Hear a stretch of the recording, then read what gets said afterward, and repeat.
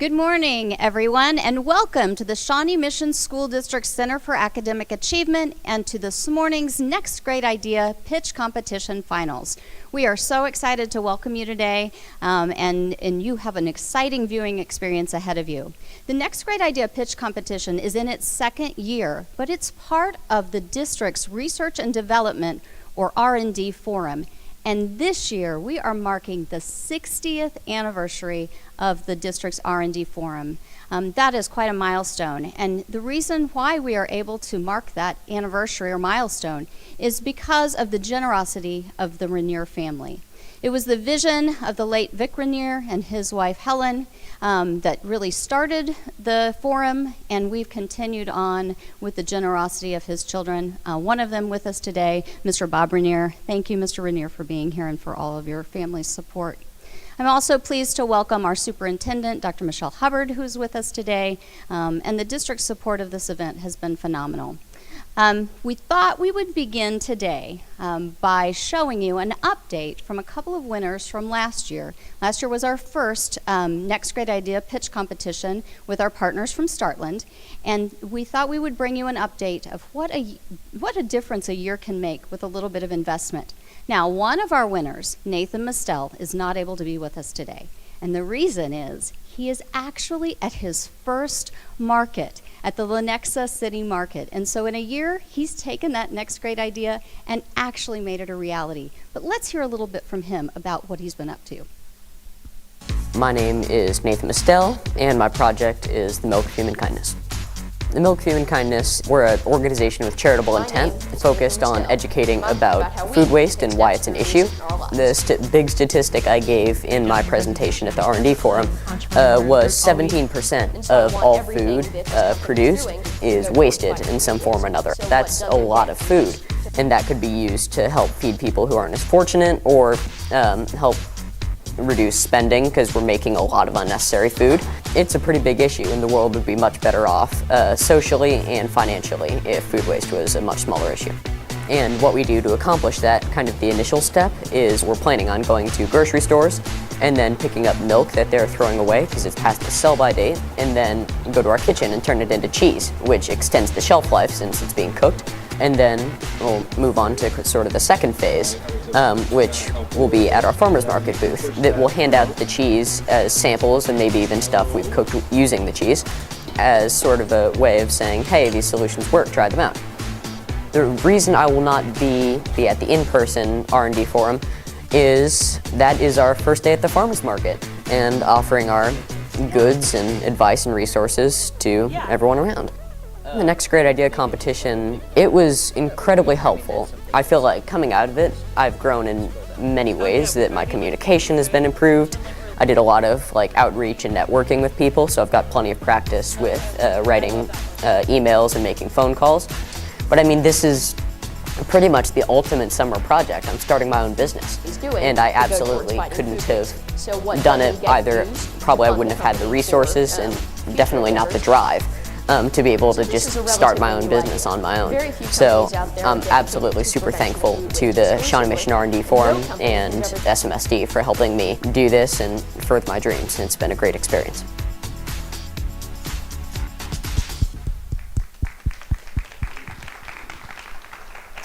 Nathan, we are so proud of you, and I will remind all of our viewers that Nathan was a 7th grader when he pitched his idea and is an 8th grader today, making that dream a reality.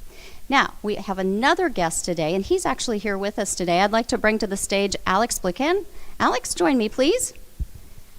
And Alex also pitched last year and was one of our winners. He had a project, the desalination operation, and so we thought you might be able to share a little bit about what you've been up to this year. Yeah, no, it's been a really awesome treat to have this opportunity. I started with just a concept that I pitched in front of the judges here last year, and I ended up going to a plastics manufacturing company, redesigning, reworking it, and I made the first somewhat working prototype, and I've been developing it and working on it ever since. The goal is to turn ocean water into drinkable water through a process called desalination. The easiest way to do that is just by heating it up to the boiling point, which when you evaporate it, it leaves the salt behind, and then you can condense it back down into normal water. So my goal is to do that as cheaply as possible and energy efficiently. So the goal is to do it with no energy input involved. So it's just like using the greenhouse effect, which is going to heat up some water, and then that's going to turn it into vapor, which can then be condensed back down into ocean water. And I am still in the testing phase right now, and I'm making decent progress. All right, and I know you are just a few weeks away from graduation. You're a senior, so congratulations. Do you have any updates for us in terms of kind of what your next steps outside of school will be? Outside of school? Yeah, for next year. I'm going to go to St. Louis University. I'm going to do track there for decathlon, and I'm also going to do electrical engineering. So I want to work in renewable energy, because I think with renewable energy you can get a lot of stuff done. If we have enough renewable energy, then water desalination becomes trivial, because then you can just pump that energy into a vat of ocean water and make it drinkable in an instant. So that's kind of my end goal there. Thank you so much, Alex. We are so proud of you, and we wish you the best. Thank you. These young people are so impressive, and their ideas really fit into what, as a school district and as educators, we work on around real-world learning. And so we can think of no better way than to do that through programs like the R&D Forum and the Next Great Idea Pitch Competition. So now we're ready for our 8 live pitch finalists. You have a treat ahead of you. I need to share with you that the finalists, they are elementary and middle school students this year. So we have been blown away by their ideas, their maturity. And so without further ado, I'm going to introduce Adam Arredondo, who's the CEO of Startland, and he will be our facilitator today. Adam?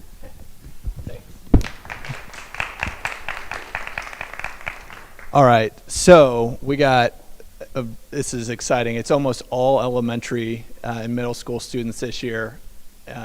It's just amazing to see what Alex has done and everyone. So first off, thanks Leanne and Bob and family for making this possible.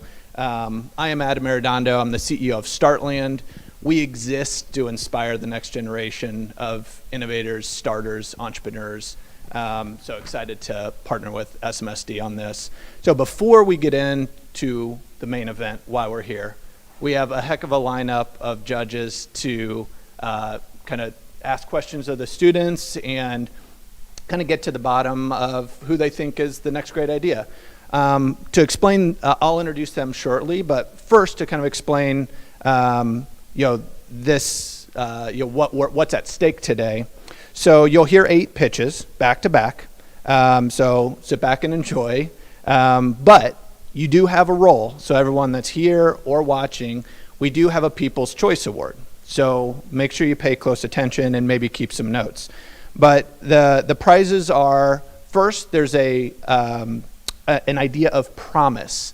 One that may be pretty early, may have a lot to kind of work through, but is a super promising idea. That individual, the judges will award a $500 prize. Then the People's Choice, what you all are going to be voting on after you hear the 8th pitch. You will determine who will win another $500 prize.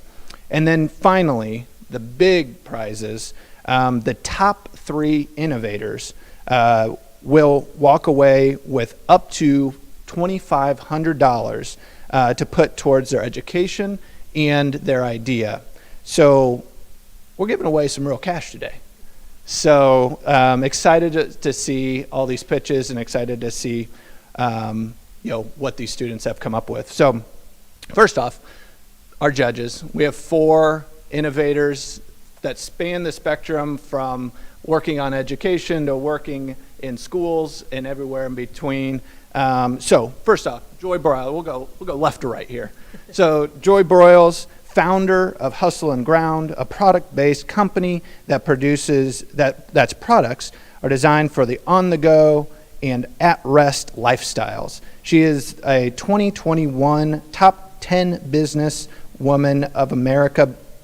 Well, hold on a second. She's a top 10 businesswoman of the American Businesswomen's Association, a 2-time recipient of the Paul Harris Award for Rotary, and the current president of ABWA Kansas City Express Network League. So Joy, thanks for taking your Saturday to be with us.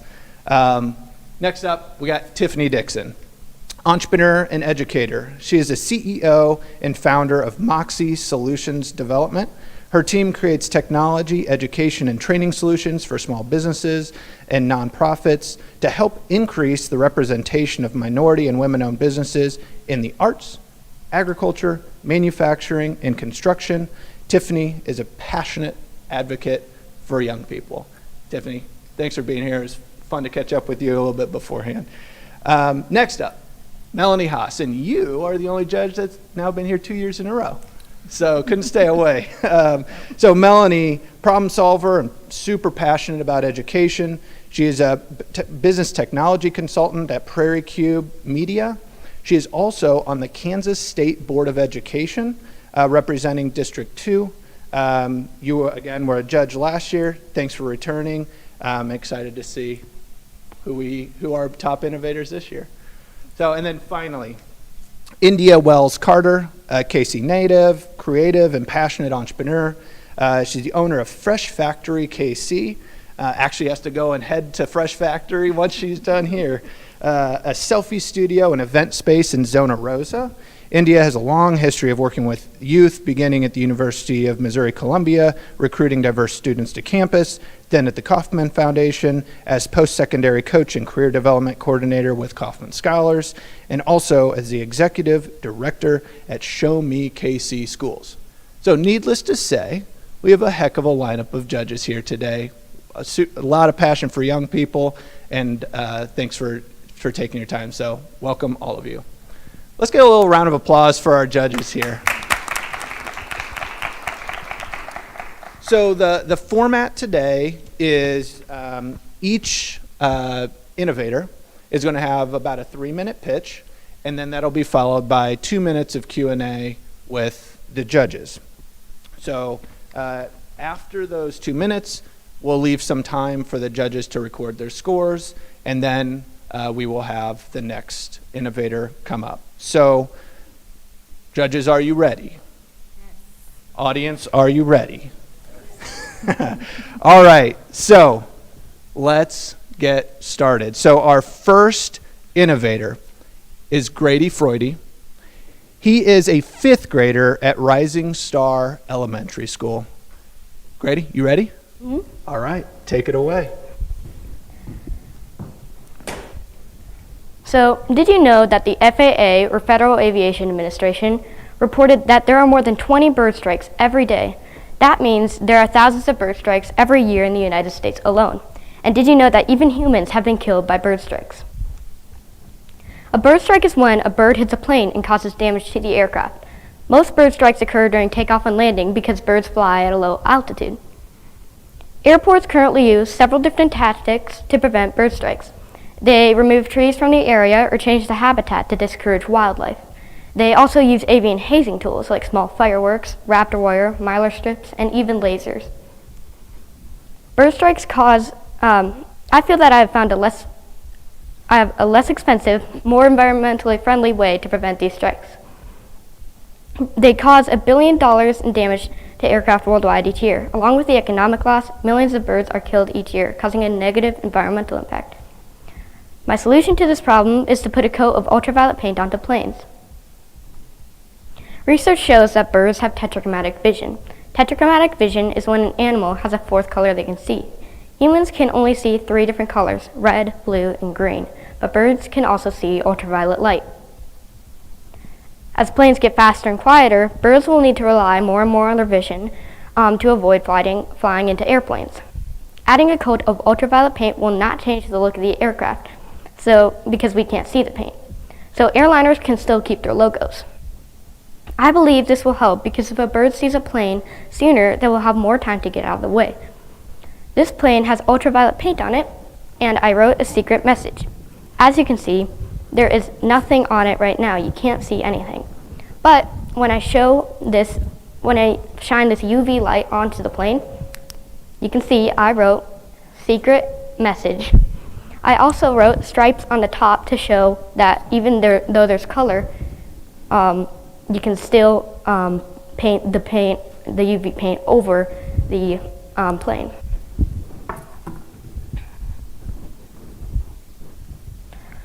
Money from the Next Great Idea competition will be used to help purchase several supplies for this research. We will need to test several different types of paint and patterns to see which type the birds will see the best. I will spend $200 on supplies to test these different paints. I would also like to try varying patterns to determine if a certain pattern is more effective. I will use $1,000 of these funds to pay a researcher to assist me with my work, and the remaining $300 towards bird care and feeding. Thank you for listening, and I sincerely hope that you choose me for our next great idea.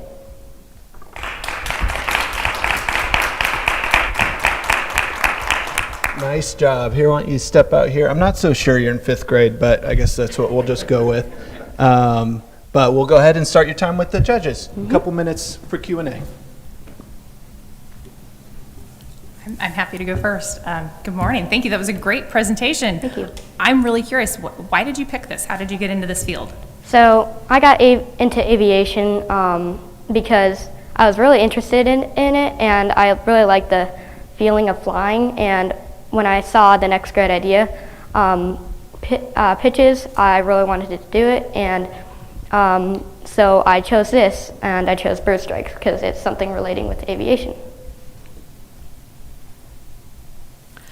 What are your thoughts as far as when you hire a researcher, what would you like them to do for research? Talking to someone in aviation, or if you were hiring somebody, what would you give them the direction to do?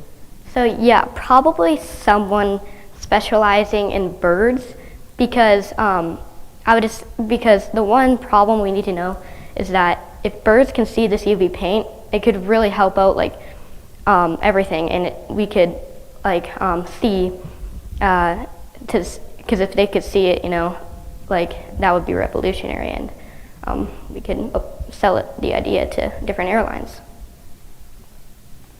Grady, great presentation. I learned so much in the past 5 minutes. I do have another question, just out of curiosity. Are birds able to see the UV rays at night?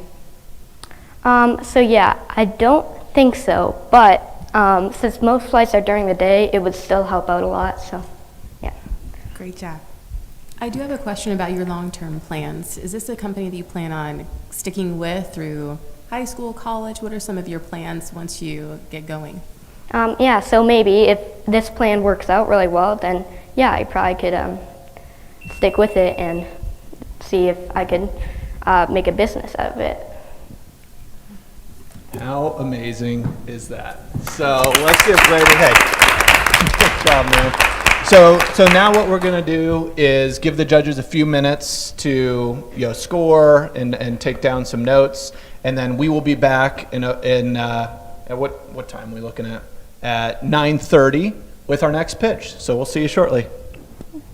Hi, my name is Finn Glimmer, and my idea is to make all disabled people have the chance to be able to skateboard. I just started skateboarding a couple months ago, and I've been having a great time with it. I think it's super fun, and just riding around my neighborhood, I'm having a great time. It's super fun, really good mode of transport. And disabled people, they can't really do it very well. So I want to make a little contraption that goes on their legs to hold them to the board so they can end up skateboarding. It's a really fun sport, as long as you're careful. I just feel like it's a super fun sport, and everyone should be able to have a chance to do it, and it's not fair for them, because they had a disability, and that's not their choice. So if they want to skateboard, I want to give them that opportunity like me. So I hope you like my presentation. Bye now.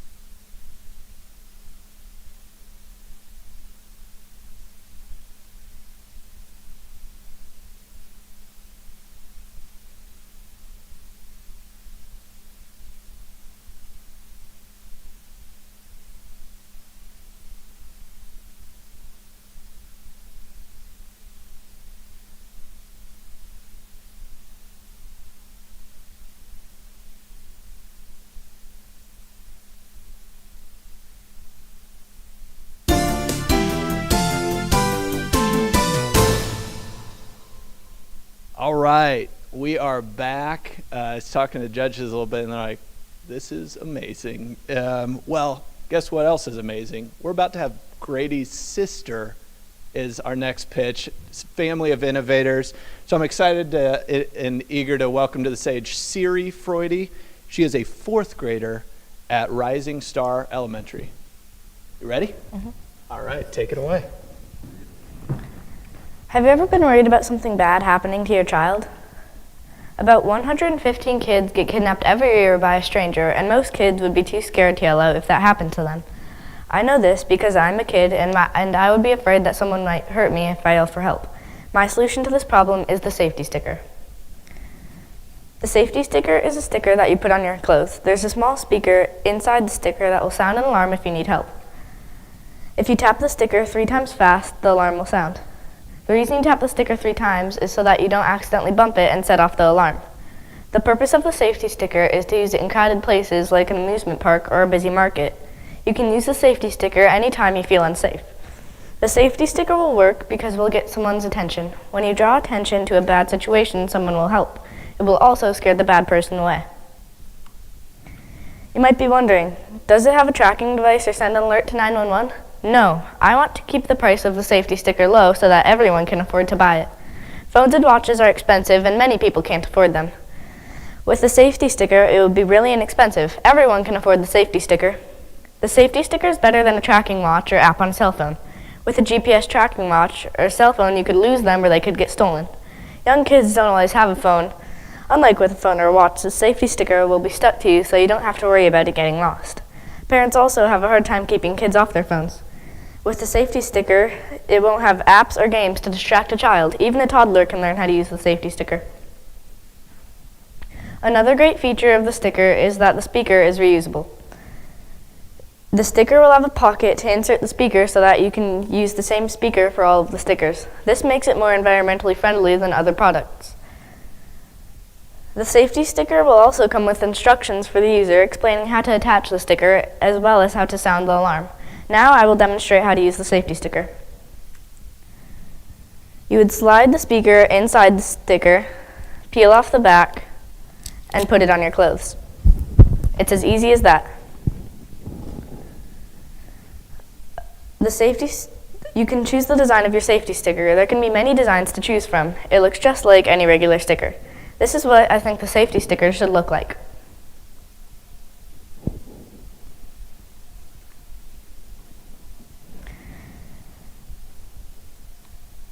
I'm asking for help to get connections needed to make the safety sticker. When I win the next great idea, I will use the money to do the following. 1. I need connection to a sticker company like Hallmark, which is right here in Kansas City.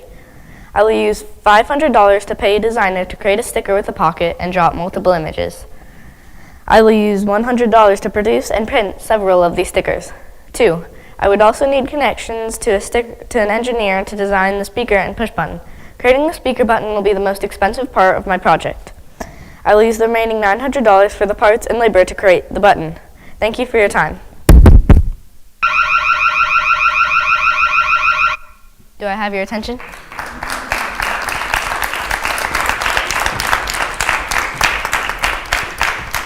Is this not amazing? Here, let's come out here for Q&A.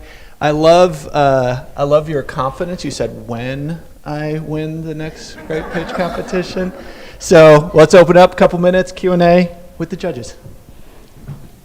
I have a question. That was a great presentation, and your brother did a good job too. So this is awesome. Your parents have to be so proud.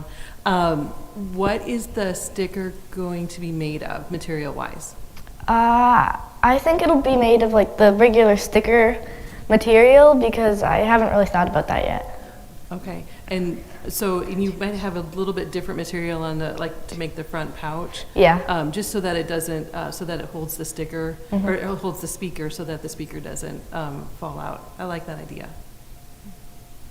I do have a question about the artwork of your stickers. I loved it. So are you going to create the artwork yourself? Are you going to contract out to someone? How do you imagine that? I think I'm going to get an artist to create a bunch of different designs on the stickers.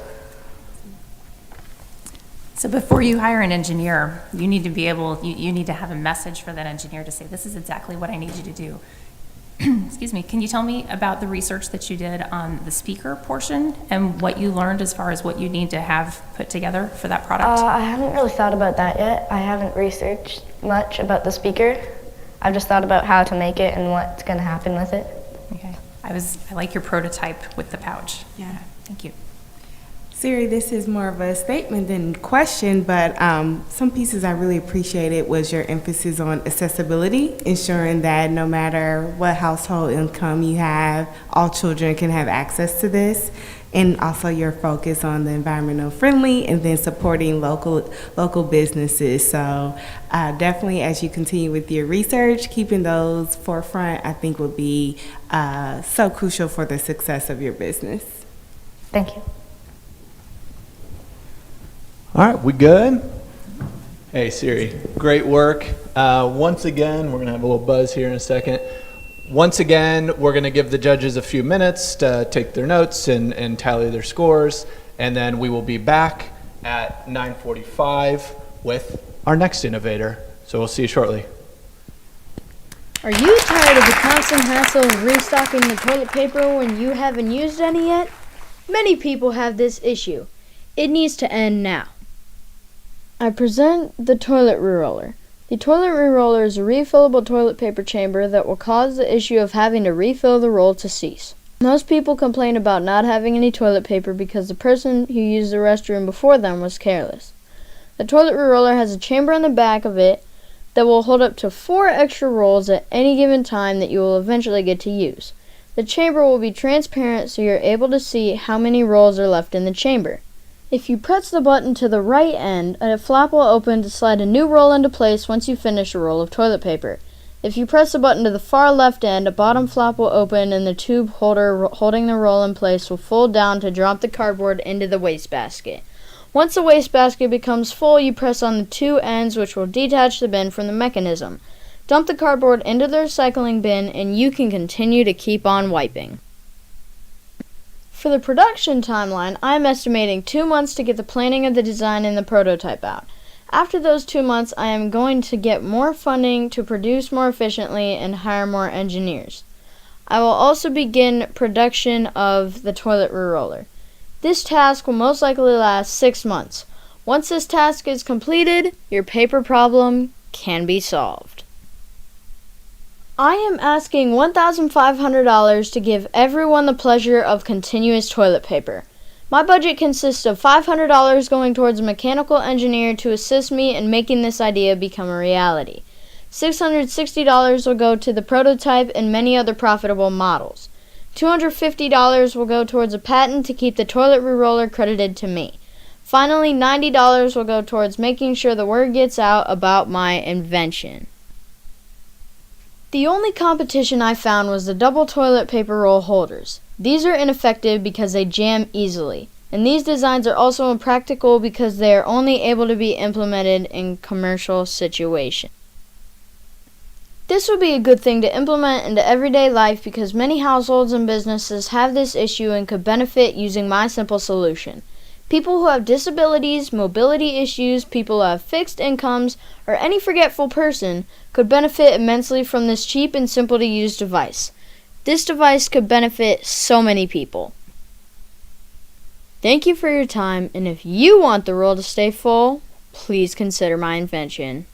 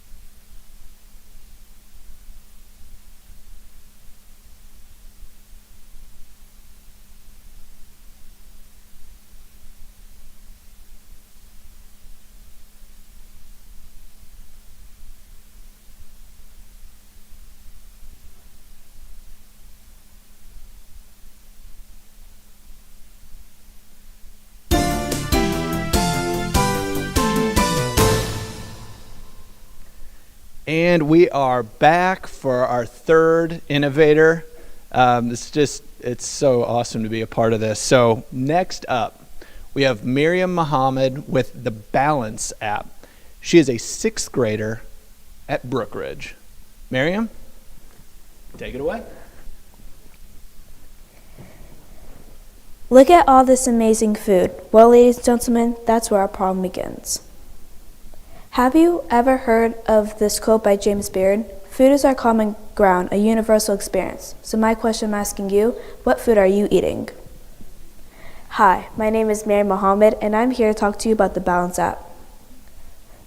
The problem is people eat more junk food than healthy food, but I'm here to change that. Here I show you a diagram that shows you how many people eat junk food, healthy food, and a mix of both. 46% of the world eats junk food, 38% of the world eats healthy food, and only 16% of the world has a mix of both. The solution would be my invention, the Balance app. This app still lets you eat junk food, but a healthier and a better way. An example would be like you want to have a piece of cheesecake, so you go have the piece of cheesecake. Then you write down what you just ate. It tells you how many calories the cheesecake has and what to balance it out with, a fruit or vegetable. And in this case, you could balance out a cheesecake with an apple.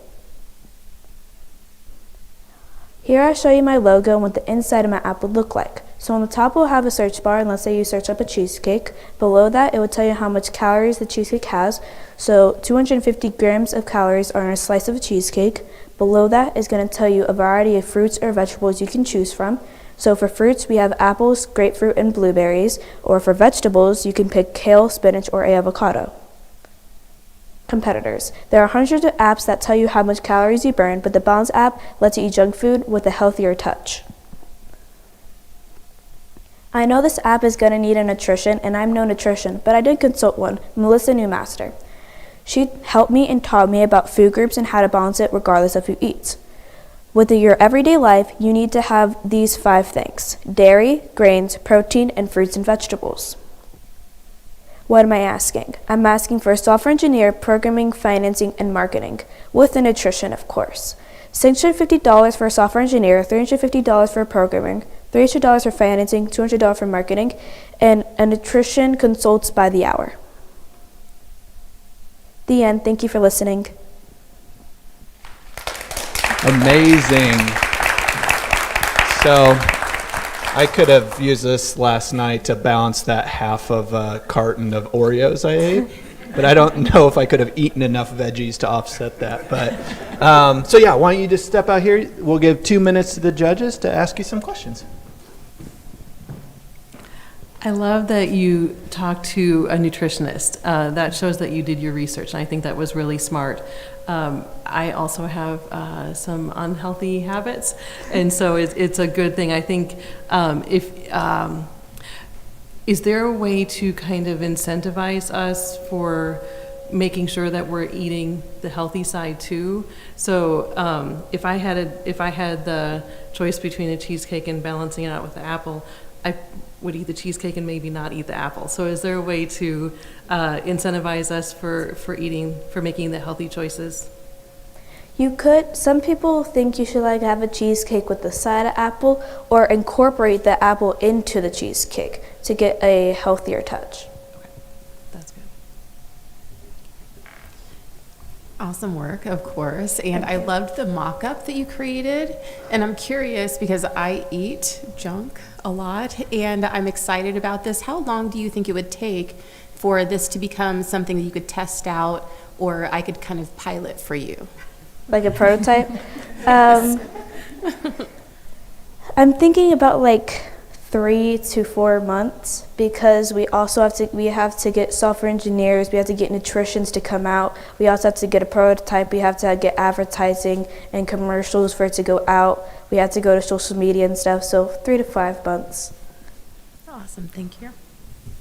So one of the things that we talk about in this space is user validation. Did you talk to any friends or family? Did you interview people and say, would you use this, and where does it fit into your life? So most of this was on me. I kind of created this for me and children of my age, because if we had any choice between an apple or a cheesecake, obviously we were going to go to a cheesecake because it's just for kids. But I would go ask like some of my friends or some of my family to go to, but for this point of view, it's mostly for children, and just we would pick cheesecake over anything, to be honest. I would too. I completely understand. Thank you. Do you have a quick comment or question? Yeah, so I would say, excuse me, I don't know, my phone perhaps. If not, I can yell a little bit louder. I would say adults, thank you. Adults as well will pick cheesecake over apples. Do you have any plans outside of suggesting alternatives, including maybe the calories or the amount per servings of the fruits, vegetables that should be listed in the app as well? Yeah, so when I was talking to the nutrition, she gave me an idea of like if you could click a fruit or vegetable, and it could get you a whole list of vegetables and fruits for you could pick your favorite one, or if you have like special needs or something, you could pick the one that fits you or something like that. So yeah, I'll be working with that. Awesome, thank you. Amazing. Well, I would say you definitely are addressing a problem that all of us seem to struggle with. So, but great job. And once again, we'll give a few minutes for the judges to write down their thoughts and scores. So we'll be back at 10 o'clock. Hi, my name is Lennon George. I am from Marion Park Elementary School in 2nd grade. And I am presenting to you my program called Happy Planting. The world needs our help. Mental health is important. Many people aren't happy. What can make them happy? Plants. I like plants because they are pretty and they look nice in your house. Plants can look nice outside of your house too. There are some places that need plants to look better, and that's why we have Happy Planting, a program where you can plant for urban beautification. Step 1 is creating a flyer about the program to let people know about it. Here's the flyer I made. Step 2. Decide where flowers and plants need to be planted. I will ask people to see where they think some plain spots are so we can plant some flowers and plants there. Next, I will walk and look to see some plain spots where I think need some plants. Step 3. Talk to local businesses to get seeds donated. Step 4. Give seeds to school students to germinate at home. We will take a piece of paper and make a sign-up sheet for volunteers. We will give an instructional video to the students who need help germinating their plants. Our ask is $500 to rent out the space for the planting program, and some other tools and pots for the plants. And step 5, we will start the planting program with the baby plants. Then we will have a sign-up sheet for volunteers, like we already said, and the kids who want to participate. Then we will send out emails requesting help. Happy planting!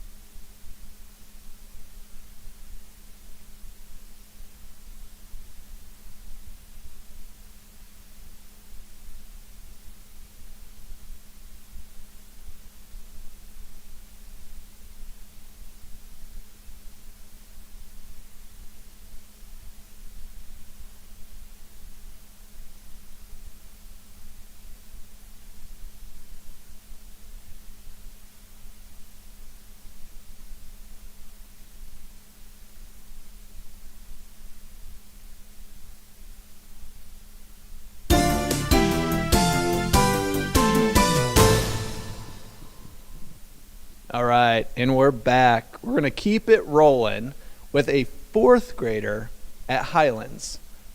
I'd like to welcome to the stage Dia Thomas with MicroFi. So come on up, Dia. You ready? Yeah. All right. Take it away. Hello, I'm Dia Thomas, 4th grader. Let's picture a scene. Imagine you are out in the wild with no contact with anyone or anything. You have been in this environment for days. You have wounds and bruises all over your body, but no one to help you. This happened to a man named Chris McCandles in 1992. Chris was an adventurer who, by the age of 24, ventured out to live alone in the wild. Sadly, he met his demise on an abandoned bus in Alaska months later, hoping someone would see his SOS note. Over 1,600 people have gone missing in the American wilderness because they have no contact. I think it is surprising that hundreds of thousands of people died just because of no Wi-Fi. I want to help stop these tragedies. So I came up with an invention named MicroFi. Let me tell you a bit about MicroFi. MicroFi is a portable solar panel with an SOS system. The solar panel allows you to get Wi-Fi wherever and whenever you want. It is waterproof. MicroFi is mainly used for explorers and risk takers. MicroFi is yellow and small. The solar panel is square-shaped. It is 3 by 3 inches. The SOS button is rectangular and red. You can put it as a keychain on your backpack or on top of it. You can also use it on a tent. It will have an attachable keychain hook on the back. People with their phone on will get the SOS notification. My invention is supposed to help people who are in danger in the wild and can't call an adult about what they need. If the person does not have a device to contact anyone on, they can use the SOS system on the device. If MicroFi ever gets lost, there will be a tracking system to find it again. You can get this on your phone. Seeing documentaries, the news, and reading books of people in peril lost made me think, wow, I wish someone could help these people. Or something.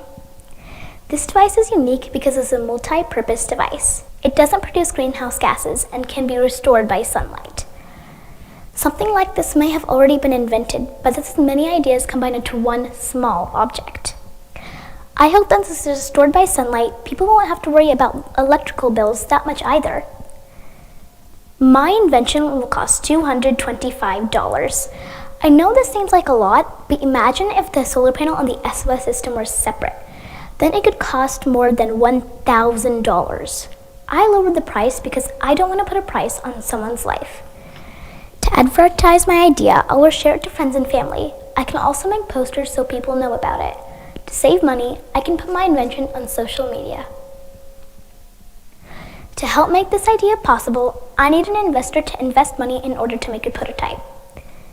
Since MicroFi is advanced waterproof technology, Garmin could be a possible investor. Garmin makes solar panels and is a local company. I've also met with a software engineer. He told me that there will be a chip that contains the software that helps make this device function.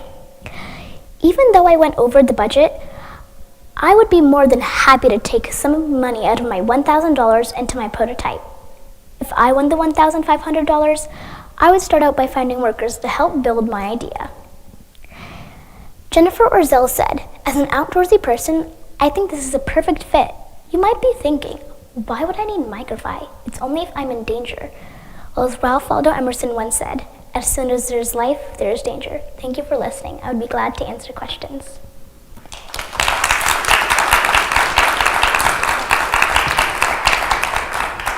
You've done this before, haven't you? No. That was great. All right. Well, I am excited to hear what the judges have to say. So here you got a couple minutes. You can go ahead and step out here and answer some of their questions. You did a really good job, Dia. I like that a lot. So I'm wondering, have you thought of other applications for your MicroFi? For to go in other stores? For uses. Mm-hmm. I would think that AssistRx, so that can be a company that helps make this, because my father is a software engineer and he works at AssistRx, so that could be a possible company that helps make this and fund it.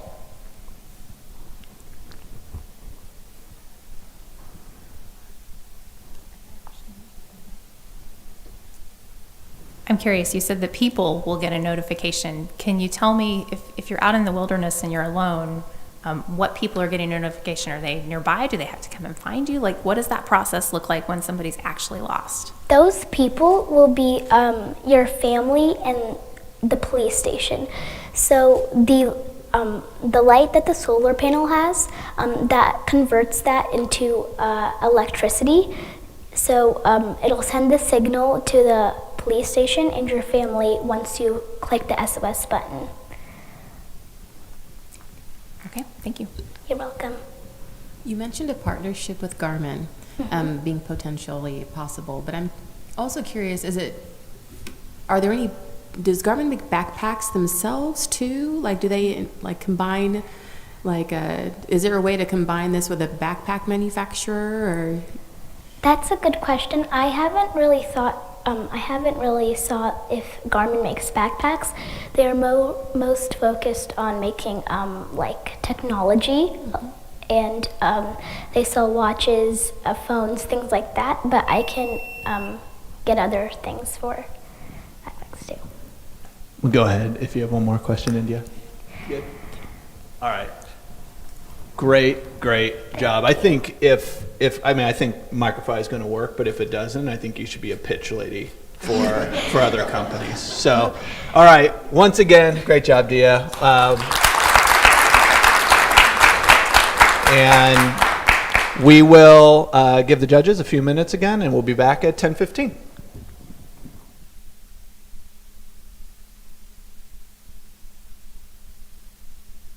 My project is on the effect of aphthins on the mitochondria. So basically, what I am doing with Dr. Wilkins, she is the researcher I am working with at KU Med, we are looking for new ways to treat Alzheimer's with this drug. We're trying to see ways that Alzheimer's can manifest and how Alzheimer's works inside of brains, inside of people. So that's a very brief overview of my project. So Dr. Wilkins, my PI, the person I'm working with, she found a collection of 4 papers on these aphthins, and they intrigued her, and she wanted to see how these aphthins would affect the mitochondria. So our whole hypothesis is that these aphthins do indeed affect the mitochondria, and that will show some correlation between the mitochondria and Alzheimer's. So that's how we discovered the project. Our ultimate goal is to show a correlation between Alzheimer's and the mitochondria, but even bigger and broader than that is to be able to treat Alzheimer's, because everybody has probably been affected by Alzheimer's at some point in time, whether you know somebody with it or not. So we want to be able to figure out how to treat it, and so we need to know how it works before we can do that. There's been a lot of research in the past. There's been conflicting reports, but we want to know if it really has a protective role for the development of what we call regulatory T cells. And these are cells that essentially help prevent autoimmunity in organs like the pancreas and type 1 diabetes, which is where our CD8 positive cells end up mistakenly attacking the pancreas, and that's why people with diabetes can't produce insulin. So we want to understand really how NKG2D and in different environments, how it's affected, and we use mice that are already prone to diabetes. So just gaining a better idea of the disease as a whole, because it's really a really complicated disease. There's a lot that's still not known about it, and we just want to make some connections between trends. That's really the whole goal of my project, or the goal of my lab as a whole, but my project kind of gets a little more specific. I've been working at the Markiewicz lab at the University of Kansas Medical Center, and my PI, the person in charge of the lab, Dr. Mary Markiewicz, she's been working on this project for almost 15 years. And it's always been centered around this receptor. But her lab as a whole likes to look at the receptor in these mice that are genetically predisposed to the disease. And they have a variety of different projects. They look at mice in different conditions, different genetic backgrounds, but my project specifically looks at regulatory T cells and how this receptor promotes the development of these regulatory T cells that we think are essential to hopefully curing type 1 diabetes autoimmunity. it really does center around Tregs, regulatory T cells. If we can find a way to end up promoting those cells, because we know they're protective for the immune system, if we can find a way to promote the development of those cells, which is really important that we understand the trends that surround these cells.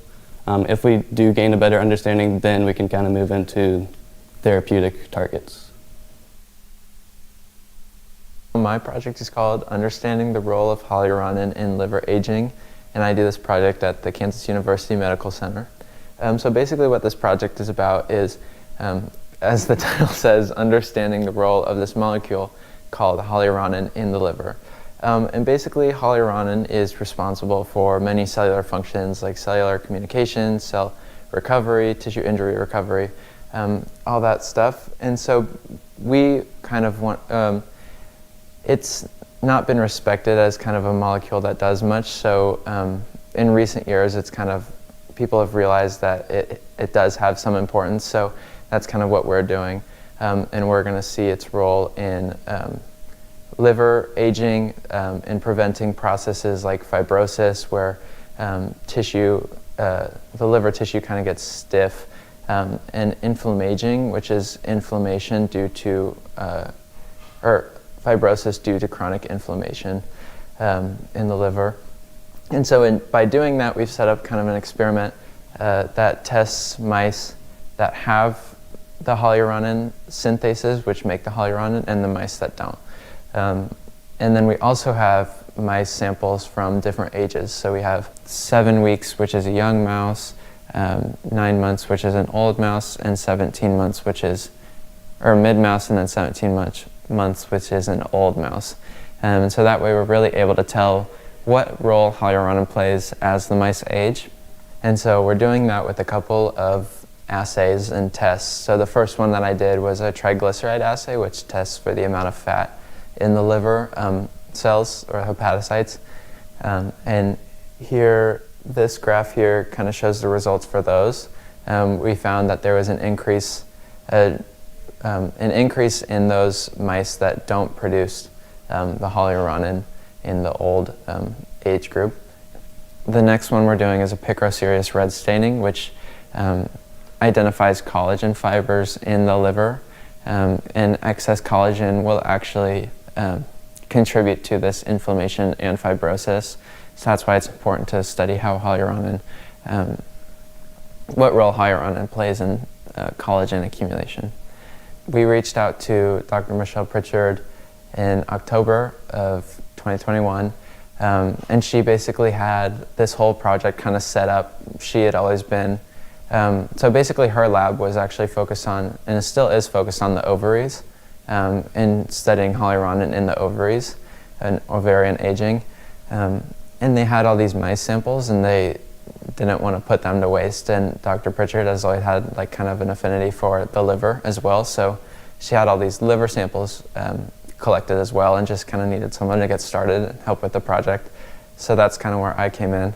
And I've been responsible for doing the actual experiments as well as collecting the data.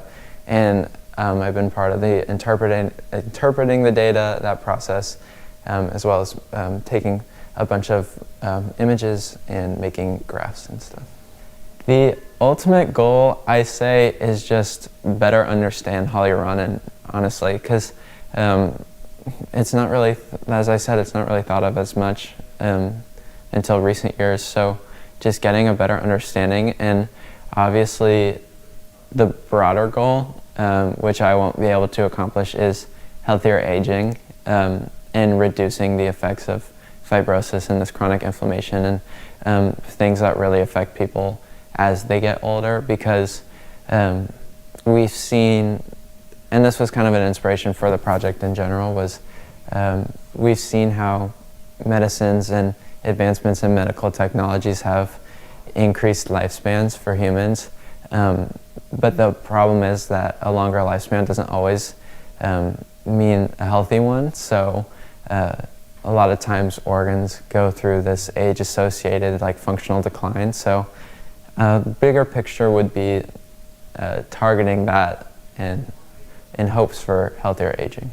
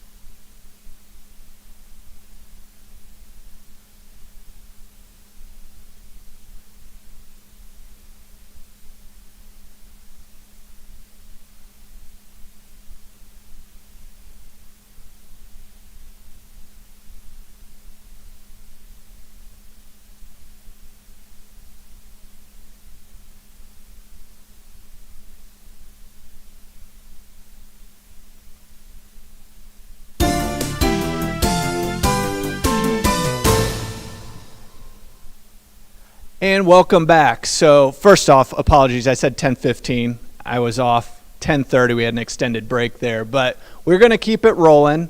This is our only team pitching today. We have a two-person team of 6th graders from Oak Park Carpenter Elementary. So we have Daniel Navat and Ben Corrigan with the whatchamacallit cart. Guys, come on up. You ready? All right, take it away. You ready? Testing? Okay, this works. The whatchamacallit cart. Have you ever been in a situation where you're watching your elderly neighbors struggle with their heavy grocery bags, but you can't help them because you have your own heavy bags to struggle with? Well, we're here to change that. Seniors and others have a very difficult time bringing their groceries in from their car to their door. Bringing their groceries from their car, currently 13% and 20% by 2015, according to the NPR, of people in the U.S. are 65 and older. That's over 41.5 million seniors out there. Over a quarter live alone. Solar power from the panels on top of power the motors. The poles holding the solar panels over the baggage area can extend, giving this cart a good range when it comes to height, and can make the cart smaller when storing away. The wood holding the solar panels above also protects your bags from rain. Each cart costs around $440 to $480. For supplies, carts will be sold at an undecided price, probably $600 to $800. It costs a lot, but these carts will work very well for a very long time. This cart can not only move your groceries around outside, but also can move things around indoors. Since it is controlled by remote control, it is not on a track. You can take it anywhere you want, really. I asked my grandfather, who has skills in things like this, and he says that as difficult as it would be, getting this cart up the stairs will make this cart even better than it is now. I also asked around the neighborhood, and people told us that they would buy it for more than we thought, along with requesting safety features and, surprisingly, a manual option. This project benefits seniors, overweight people, mothers, disabled people, and many other social groups. This is better than doorstep delivery because it still requires people to exercise instead of sitting around all day. And one cart is worth about 135 Uber Eats delivery fees, which means that it can be cheaper to buy a cart than to get deliveries once a week. This project takes care of the one-party grocery shopping that requires heavy loads. You carry empty bags to the grocery store, you carry empty bags to the car, use a cart at the grocery store, and sort your items one by one. This cart idea is brand new. I looked on the internet for a half hour, and the closest things I found were Israeli startup Flytrex's drone delivery in select North Carolina and Texas locations. We asked for $2,000, $3,500 after prize money. Long term, we want up to $5,000 to make our carts. We will use the $3,500 to make our prototypes in the first 2 or 3 carts, and we will test the demand of the cart and see how the market is. Then we will slowly borrow more and more money until we are good to go. We also need connections for hardware and space to build the carts, and connections for ads or news stories to get this idea out to the public. Any questions?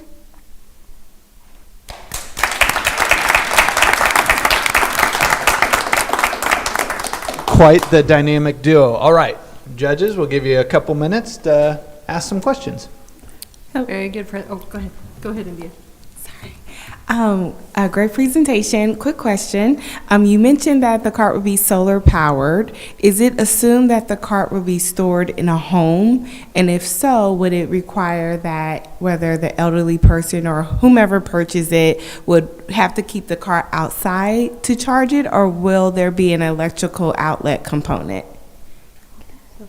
So, we're thinking of making different versions so it can fit for different places, but since charging these things can be expensive, that's why I think solar panels would be the best. But we're thinking of also maybe you can choose to buy it with a charger, so if you can't keep it outside, like if you're in an apartment or something. Thank you. Great job, you guys. So I have a question. What materials are you going to use, aside from the solar panels? What are you going to build the cart out of? Well,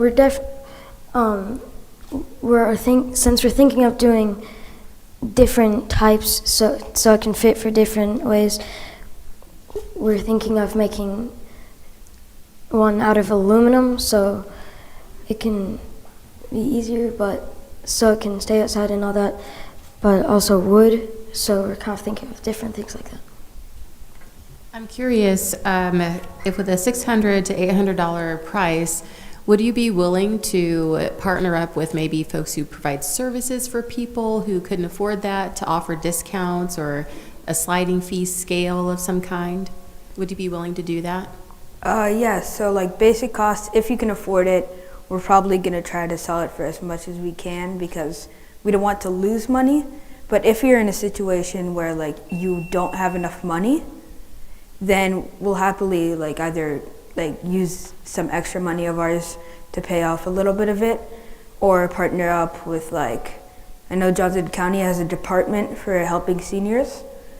We might talk with them a little bit, borrow some stuff, or talk with other foundations. That's great. Melanie, did you want to? Good. Guys, great job. Good job. Good job. So, all right. So we are going to once again give the judges a little bit of time to write down their scores and some notes, and then we will be back at 10:45. I got that right this time. All right. See you shortly. Did you know that about 1.3 billion tons of food is wasted in the world every year? The average family in America wastes about a third of what they buy. Millions of people are starving, but we still waste so much food. I'm Paige, and I'm here to talk to you about food waste. This picture shows how much food my family of 5 collected in 1 week. As you can see, there's a lot of food there. My idea is to create a new type of garbage truck. The neighborhood HOA would buy it, and each house would get a bin to put their food scraps in. We can take my family, for example. We took a normal container, and we put our food scraps in it, and we kept it in our fridge, and it worked perfectly. Other families can do the same thing. And then the truck will come by and pick up the bin. Next day, the bins would be returned to the house. The food would head to local farms to be turned into food for animals. You know how I just said that the food heads to farms to be turned into food for animals? Well, there's an alternative. It can also be turned into fertilizer. This will be helpful because the price of fertilizer is going to go up. There are 2 reasons why I know this. Number 1, fertilizer is made from natural gas, and as we all know, the price of gas has gone up, so it is more expensive to make. Russia and Ukraine are a few of the world's biggest producers of fertilizer, and since they are in a war, it is expensive to export fertilizer. With my idea, I hope to give everyone a better chance to get fertilizer. I'm asking for a total of $1,500. $300 to rent trucks, $200 for truck drivers, $300 for an engineer to help me launch my idea, $200 for advertisements, and $500 for garbage bins. Thanks for watching, and I hope you consider my idea.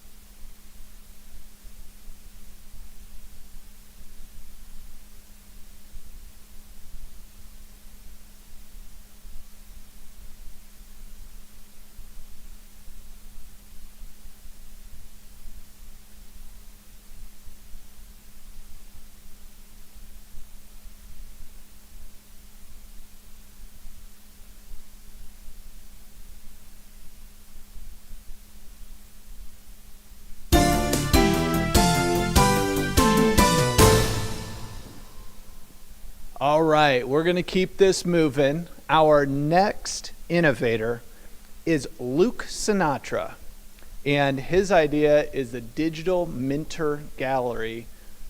He is an 8th grader from Indian Hills Middle School. Luke, come on up.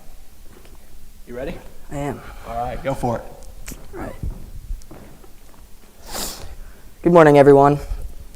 My name is Luke Sinatra. What if I told you that this NFT of an ape sold last summer on the blockchain for $2.3 million? This NFT collection called Bored Ape was made famous because celebrities like Steph Curry, Jimmy Fallon, and Paris Hilton have purchased NFTs from this same collection. Back to this. You may be wondering, what is an NFT? An NFT is a non-fungible token, which is a unit of data stored on a blockchain. The most common use of NFTs right now is digital art. Digital art could be a physical painting scanned in high resolution and turned into a digital image. The transaction is tracked using the blockchain. Think of the blockchain as a perfect digital ledger, which is a precise record of all previous transactions. This presented me with an idea. I've noticed that many middle school and high school students are incredible artists, but they lack a way to sell their art. Instead of displaying their art in a local coffee shop, for example, what if millions of people around the globe could purchase their art? I've created a platform to help students convert their art into NFTs and sell them on the Ethereum blockchain. You may be asking, why can't art students just do this themselves? Think of me as an art dealer for NFTs. I make students' lives easier. Creating a collection on these NFT marketplaces is complex. However, when you hire my company, the Digital Mentor Gallery, I handle all the heavy lifting. Creating an NFT collection costs money and can only be paid with cryptocurrency. Therefore, I have opened an account that allows me to purchase cryptocurrency on Coinbase. Next, I moved crypto from Coinbase to the NFT marketplaces using a digital wallet. I chose a company called MetaMask. I've already listed 2 NFTs on the most popular marketplaces, Rarible and OpenSea. This is my Rarible profile. This is my OpenSea profile. And this is the NFT I've listed on Rarible. And you'll notice up here in the top right, there's a caption opportunity to feature the artist. And this is the NFT I've listed on OpenSea. Gas fees are the price to create an NFT collection, and they're expensive. Urban Tennis costs me about $70 in gas fees. Digital Mentor Gallery pays the gas fees for the artist. The Digital Mentor Gallery will also help the artist market their art to a large community of people using social media platforms like Instagram, Twitter, and Facebook. The Digital Mentor Gallery is already active on Instagram and Twitter with over 200 followers. In closing, I am asking for $1,500 to pay for gas fees. This will allow me to mint approximately 1,000 pieces of students' art on the Ethereum blockchain. There are a lot of great ideas here today. I believe what sets mine apart is I have taken an idea and made it a reality. I came up with this idea shortly after the R&D competition was announced, and I've been executing it over this short period of time. If you believe in my creation, together we can help every young artist in schools across America. Thank you.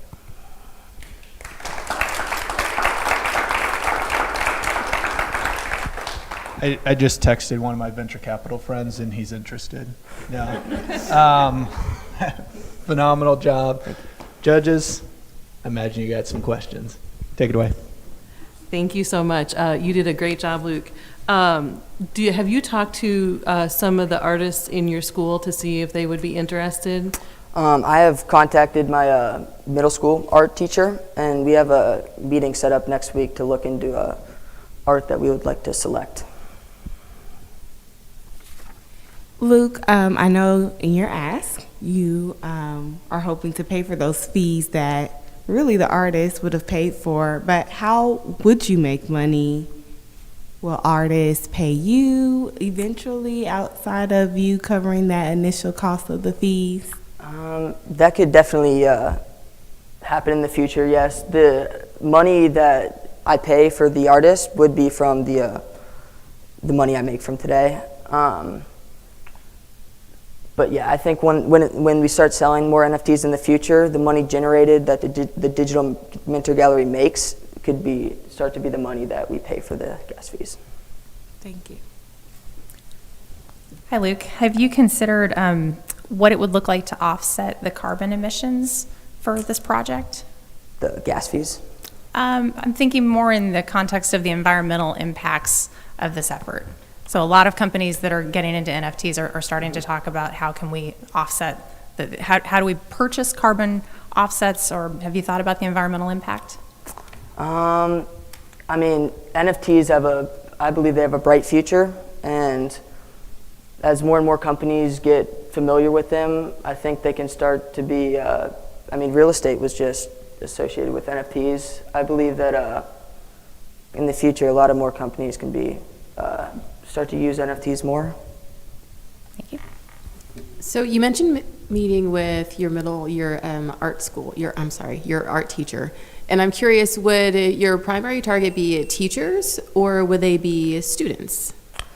The primary target would be students making artwork that I like, or that we like, and I would work together with the student and the art teacher, and we would select art that, you know, kind of catches our eye that I think could sell, and I will admit that on the Digital Mentor Gallery. Job, Luke. So, all right. How'd it feel? Felt good. Yeah. Good job. So, all right. Once again, I'm going to give the judges some time to take some notes, write down their scores, and then we'll be back at 11 o'clock. Mile Monitor is a heart rate tracker wristband along with an application, and it helps to monitor risk of those who are at risk of heart attack and stroke. I wear 2 monitors on my wrist, and I think it's intended for people who aren't really into like fitness or exercise as much, but want to monitor their heart rate. And if they're at risk of heart attack and stroke, this is really helpful because it monitors HRV and resting heart rate to make sure that everything is intact, in check. I believe there's anything that actually targets heart attack victims directly. This is for kind of an older demographic.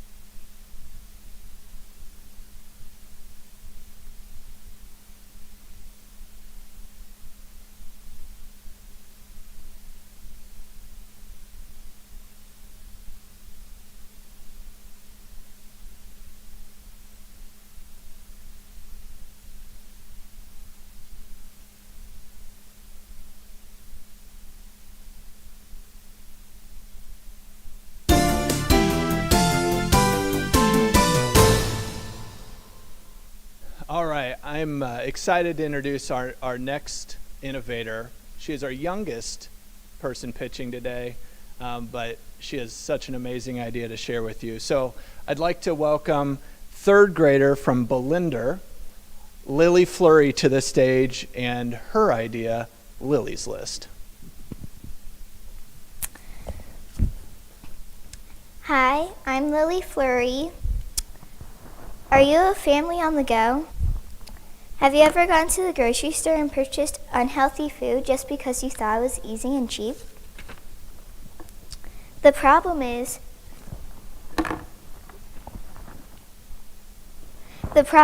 families in a hurry don't always have time to shop the ads, and too many people think healthy food is expensive and takes too much time to prepare, and that's about to change. My solution is an app that will help with healthy eating at affordable prices. It will give you notifications while inside the grocery store about healthy foods that are on sale. It will also tell you when they will be on sale again over the next month. It will give you yummy recipes for you to cook based on the healthy foods on sale in your grocery store. It will also help with special diets and food allergies.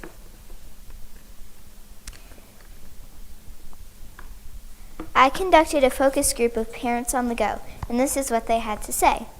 Jessica K., a parent of 3 growing boys whose husband serves in the military, said, I struggle with putting together meals for the boys that they all like and scramble when making a grocery list. This app would make my life easier. Jody F., a single parent of a teenager, said, I appreciate the concept, especially if it ties into the ads and recipes. Brandy K., a parent of a teenager and a 9-month-old, said, I love the allergy piece as I have food allergies. I want this app. My idea is unique. There are many apps with recipes, and most grocery stores have websites with their ads. My app brings together these functions with geolocation of healthy foods while shopping and helps with food allergies and special diets. I need funding to launch the app and support programming expertise, which costs about $150 per hour, and a simple app can take hundreds of hours to program. I think high school students would help for a lower cost.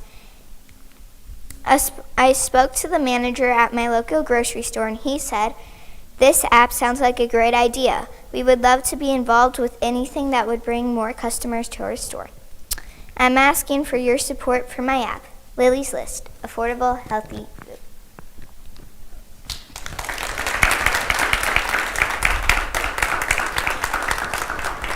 Great job. I cannot tell that you're in third grade.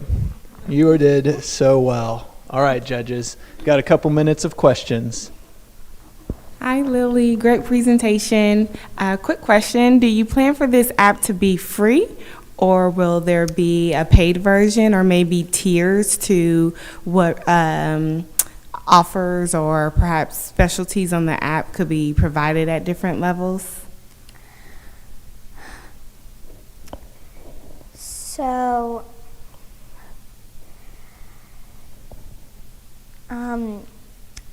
I have not planned that far yet. I am still thinking about if it's going to be profit or non-profit. Great answer. Yeah. Thank you.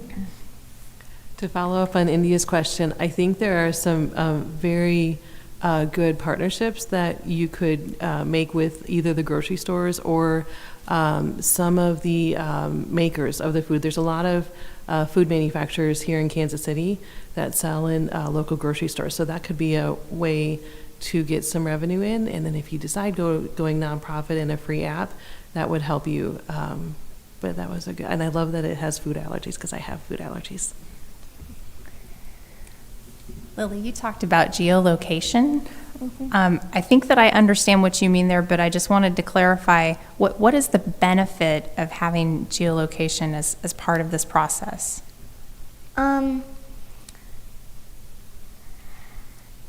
It's really just something to help you find where it is. It's not a necessary thing that has to be in the app for it to work, but I think it should be in there just because it helps a lot of people. So based on my food allergies, I would be able to find the grocery store closest to me that has the food that I need to eat? Yeah. That's fantastic. Thank you. I also love the ability to find healthy food and the geolocation component that you mentioned. So can I ask, is there... Finish, and then Lily, just you can answer a question. You don't have to hurry. Okay? Is there a certain partner or organization or person that's kind of able to help you with figuring out the technology right now for your ask? Not right now, but for the ask, I am trying to partner up with a few grocery stores, asking them if they could pay a little money to help bring people into their stores. Very cool. Thank you. Great job.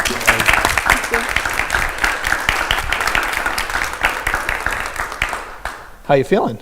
Good. Yeah, you did awesome. You did awesome. All right, so we're gonna again take a break. We have one pitch left. Definitely last but not least. So stay tuned for that. We'll be back at 11:15. My project is a step in trying to eliminate the plastic problem. I'm working with black soldier fly larvae, which are found in the warm parts of the earth, southern hemisphere, excuse me. So we have a plastic problem most of us are now aware of, so I'm using these larvae that have the ability to consume inorganic material such as styrofoam, which is a big problem in our environment, to first eat that plastic and then try and find something within the gut microbiome that helps in that process. So that's what I'm trying to find, is a microbe or a bacteria within the gut microbe that eliminates plastic. The concept came from a student who graduated in 2020. She started this project with the goal of just proving that black soldier fly larvae can consume inorganic materials such as styrofoam, and she had the first line of evidence that proved that they could, in fact, eat inorganic material.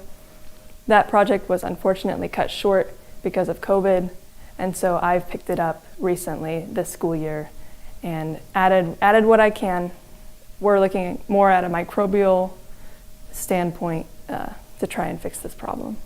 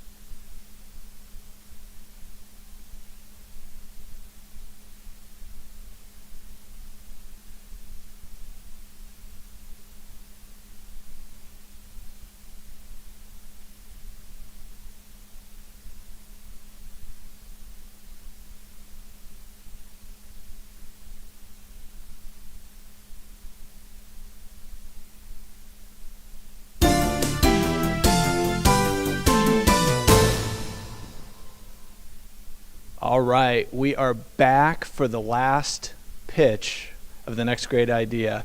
So this young man is a 5th grader at Trailwood. His idea is the smart collar. I actually was one of the people that helped score some early on, so I'm particularly excited to see how things have progressed, Eli. So I'd like to welcome to the stage Eli Bruce and his idea, the smart collar. Good morning. Hi, my name is Eli and I'm in the 5th grade. Did you know that 10 million dogs are lost every year and 1.5 million never find their way back home? My family adopted our dog, Jimmy, about a year and a half ago. I worry frequently that he might get lost, sick, or be lonely at home. I know a lot of people have dogs, and they don't view their dog as just a pet, but as a member of their family. And to me, Jimmy's like a little brother, and I always want the best for him. That's why I thought of the smart collar. Unfortunately, a lot of bad things happen to our dogs. For instance, 6 million dogs get sick every year. Also, 1 in 3 dogs will become lost in their lifetime, 15% of which never come home. I don't know about you, but those statistics are scary. The smart collar will solve all those worries and concerns. If your dog ever gets lost, no worries, because the smart collar has a GPS tracker that will send your dog's location directly to the app on your phone. Also, it can identify if your dog is feeling under the weather with an oxygen sensor, heart rate monitor, and exercise tracker. And if you ever feel that your dog is lonely while you're at work or school all day, you can actually talk to it right through the collar. You can also track everything with an app on your phone. The smart collar is unlike any other product on the market. Some only use GPS tracking while others check how frequently the dog exercises. Rarely, collars do both. There is no device on the market that has all these functions and allows you to talk to your pet. I conducted a survey for adults that own a dog, and 84 people took the survey. I wanted to see how much people would be willing to spend on the smart collar and the monthly fee for the app. On average, the participants of the survey said they would be willing to spend $140.58 on the collar and $9.04 for a month on the app. I spoke with 2 software engineers, Alex Boshmikov and James Moon. Alex explained how GPS works. He explained that if I were to use cell towers to communicate information, it would be very expensive. James recommended that I use Bluetooth connection that piggybacks off devices nearby. This concept is similar to how Apple tags work. After these conversations, I decided to sell my idea to Apple and Google to keep prices down low for me and the customer.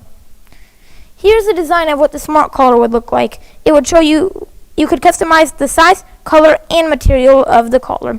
There would be a durable waterproof screen on the collar that gives you a quick look at your dog's information.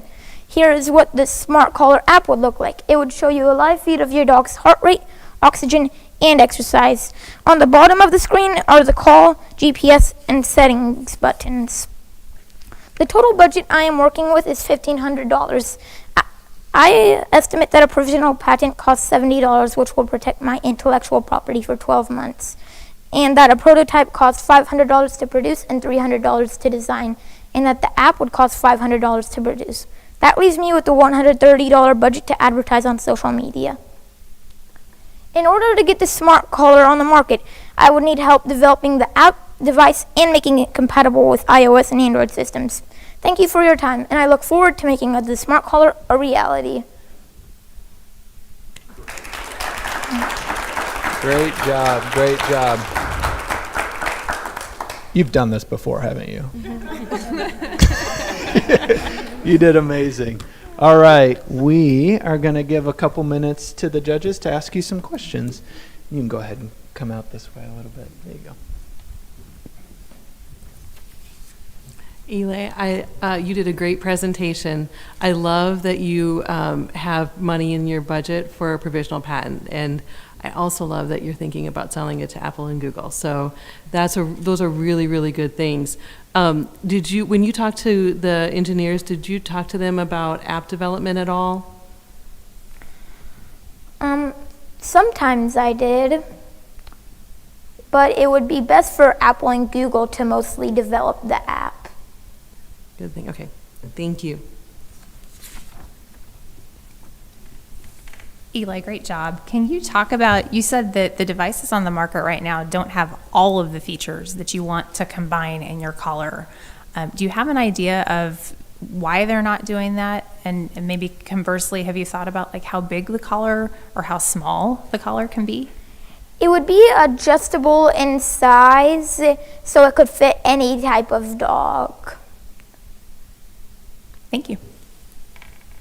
So you mentioned, great job, by the way. I mean, I noticed that you weren't reading the whole thing. You really know your stuff. And I'm curious, you mentioned dogs, the owners being worried about the dog being lonely. And I know there's a cost for dog anxiety. They might like chew and kind of eat things. And so I'm curious, was that part of the questionnaire for dog owners, was the cost of anxiety and maybe the savings they could realize because of your product? I haven't really thought about that so much yet. Okay, very good. Great job. Oh, yes, my mic's on. I don't know why I keep doing this. Great job, Eli. In the event you couldn't add the third component that currently is like your differentiator, do you still think you could provide a value by having the exercise and oxygen component, as well as the first thing you mentioned, like the GPS tracker, like just being another player in the market? Well, the engineers would mostly do that. Thank you. All right, let's have a big round of applause for Eli. And a second round of applause for all 8 of our pitchers today. So Eli, last but not least, how'd it feel? I felt nervous, but now I feel really happy. Hey, right here. You did so good. So you did great. And I could tell that you practiced your pitch from the video that you submitted to today. You obviously had spent a lot of time on it, so good work there. So now you've seen all 8. Everyone from a 3rd grader to an 8th grader, from smart collars to NFT galleries to healthy food apps. So a lot of amazing ideas. Now, for everyone that's watching and everyone here, it's time for you to weigh in on the People's Choice. So you'll see a link in the comments in the comments area on what you're watching. Also, I believe they're going to put it up on screen here. But just vote, share it with friends and family, and the top vote getter will win $500. So do you want to put a little plug in for you? Vote anybody that you want. Oh, I love it. I love it. Good job. So please vote. Again, your votes determine which student walks away with $500. And then we will be back at 2 o'clock once the judges have time to deliberate, pick their winners, as well as you have until 12:30 to vote for the People's Choice. So go ahead, share that far and wide, friends and family, but you only get one vote, and don't try and rig the system. So, so be back at 2 to announce all of the winners and recognize some of the participants in the R&D Forum as a whole.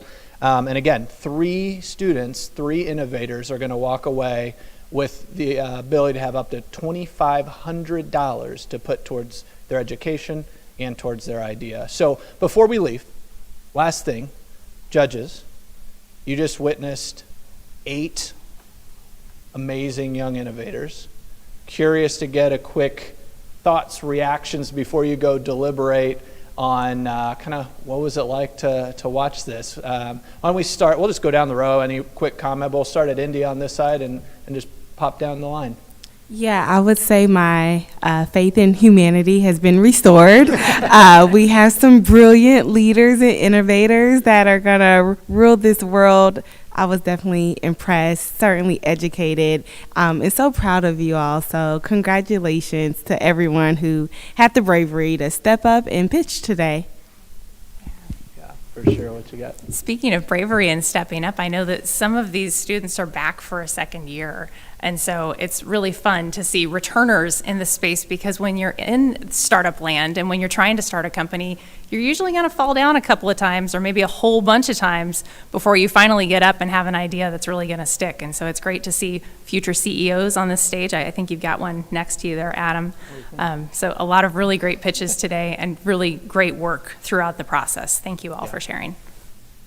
So a lot of folks know I wear two hats. One is as a business owner, technology type person, and the other is as a teacher. And I am at the high school level. I would love to have all of you in my class. It's just amazing. You inspire me. I feel like I got to step my game up in the classroom because you all are just amazing. That's awesome. This has been incredible. I am so proud of all 8 pitchers today. I would not have been able to stand up in front of people I have no idea who they are and do what all of the 8 students have done. I would have been terrified. So I think all of you did a great job, and it's just incredible to see what you did. Well, again, thank you for taking your time to be out here with us today. Thanks to Bob and all of SMSD. And we'll leave it there. We will be back at 2 o'clock. Be sure to vote, share with family and friends. And we will see who walks away with the prizes in a couple hours. So, Eli, good work. Let's see what happens. Good luck. See you later.